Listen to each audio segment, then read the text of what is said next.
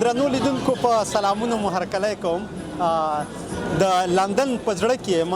کیدای شي تاسو په وطن کې هغه زیړې ریکشاوې لیدلې دي په د کابل په احمدشاه بابا مینه کې، په ننګرهار کې چې مرکز دی، خو په لندن کې بیا هغه ډول رکشې نه دي.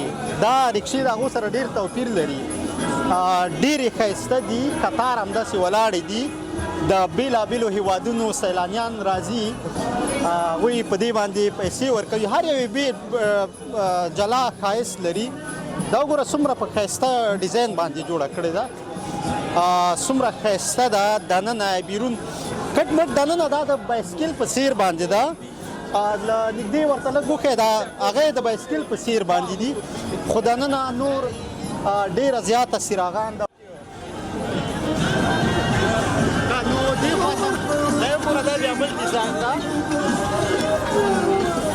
دی په بل ډیزاین باندې جوړه کړې ده او ډېر ښایسته. د هر یو د دې هغه سره فرق لري. How are you, brother? I'm okay, brother. What's You? your name? My name is George. George. Where are you from, George? Albania. Albania. Yeah. نو د دې رکشو په اړه باندې مې درته وویلې، دا بله بیا په بل څیر ده. ګوره دا د هغې نه ښایسته ده. دې سره هغه اوسپنه او هغه هم پکې دي او دلته یې ورته لیکلي دي چې لندن. او څراغونه یې د دې دا څراغونه هم ډېر ښایسته دي، یعنې هغه د هغه په څیر نه دي.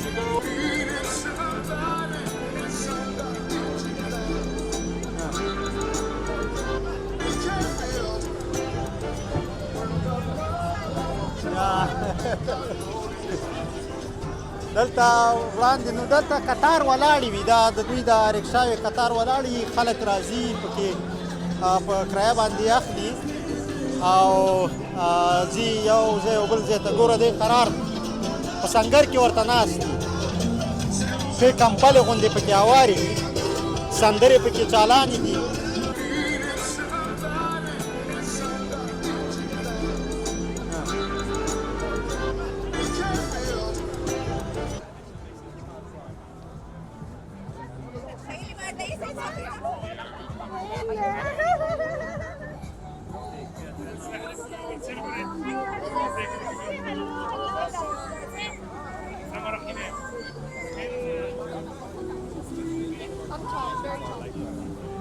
What do you converse about?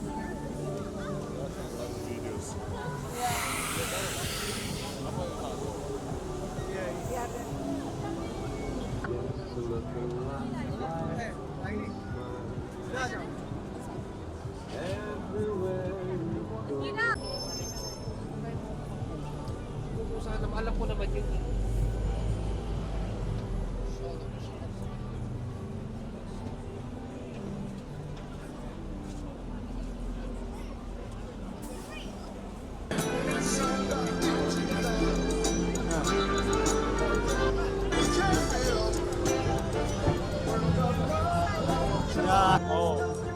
نو درنو لیدونکو، یوازې دا مې درته ویلې چې په پرمختللو هېوادونو کې د هغوی هر څه هم پرمختللي. دا وه زما د نن ورځې خپرونه. تر بلې هغې مو په لوی رب سپارم. ښې چارې.